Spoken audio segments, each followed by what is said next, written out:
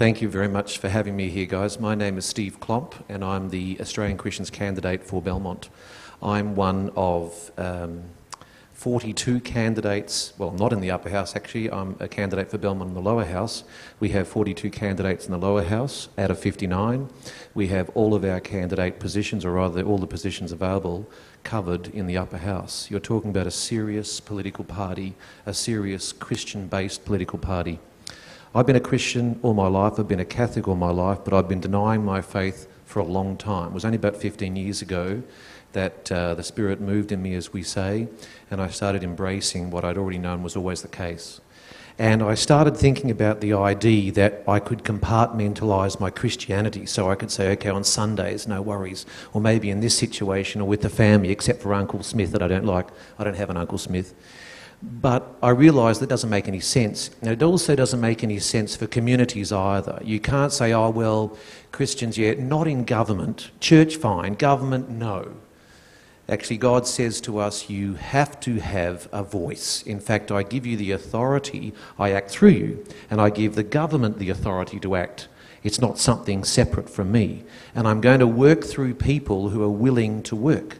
But of course, I used to shy away from that because I said, now hang on a second, it's really scary and I might lose my job. And after all, I'm a hypocrite because I've done all these things wrong in my life and every day I keep continuing to do them.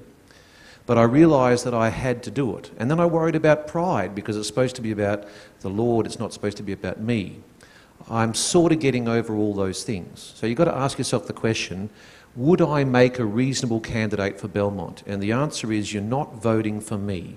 You're voting for the Australian Christians, which is a serious political party in Western Australia and Australia. Okay? We work together and our policies are Christian-based. I'm not suggesting that there aren't Christians in other parties. Of course there are. But they have a requirement to act along party lines. It's a very difficult thing for them to cross the floor. It's not faith-based. So I realised this with the Australian Christians, and I realised I had to join them despite the fact that I'd been denying it for a long time. What do you get if you get Australian Christians? Well, believe it or not, Australian Christians are full of economists and government workers and lawyers and university lecturers like me and pilots and teachers and lots and lots and lots of other people, perfectly capable of running a government, and many of them with a lot of expertise in business and other organisations, other areas of life. We have a viable government option here. The Australian Christians are a viable government option. And we don't really have the choice not to choose Christianity. So you need to very carefully consider who your candidates are.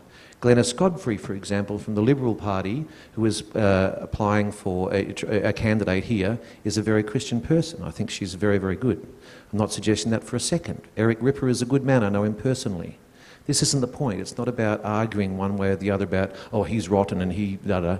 It's a question of thinking about your faith and deciding who you're going to vote for on that basis. Because Christianity has to be part of government. You can't divorce yourself from it. So what do I know about Belmont? I live in St James. Well, it just so happens that I agree with everything Steve Wolfe said. The Greens are right on the mark when it comes to things like Belmont. Housing is a real problem for you. I should know, I'm in the Department of Housing's Appeals Committee. Traffic is a real problem for Belmont. After all, it's just a throughway to other places. I should know. I'm on a board of an organisation that I can't mention to you because it's inappropriate, but if you look me up on the website, you'd understand who it was. I am aware that Perth is going to have 700,000 more cars in the next 10 years. That's 7 times as many cars as Melbourne's going to have in the next 10 years. We've got 72,000 more people coming into Western Australia every year. We've got some very unique problems. Fortunately, I'm in a good position to know these things. So I'm in a good position to help Belmont with their concerns. But I act in concert with the rest of Australian Christians. We act together, we have our policies that are based on Christianity, and we work together. And that's what you'd be getting if you voted for Steve Klomp. Now, what else can I tell you about myself? Carla and I have been married for 33 years. We have 5 children of our own and 1 foster child. We've lived in the same house for 30 years, so we're very, very boring people. I happen to be a university lecturer at Murdoch University, and I have a number of other qualifications.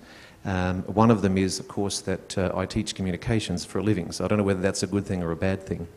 But I do know that the Christian people of Australia number about 2.7 million. Now, by that, definitions are funny things, but by that I mean people who go to church at least once a month, who profess to be Christian even though perhaps they don't always act in a Christian way.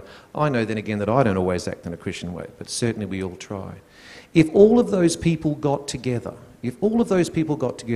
and voted together, we would sweep the boards of every election in Australia. Without question, we would win every time. But we don't. It's time we started getting together and voting as one, thinking about candidates who are faith-based so that we can bring Christianity, along with all the other qualifications Christians have, we can bring Christianity into government. Thank you.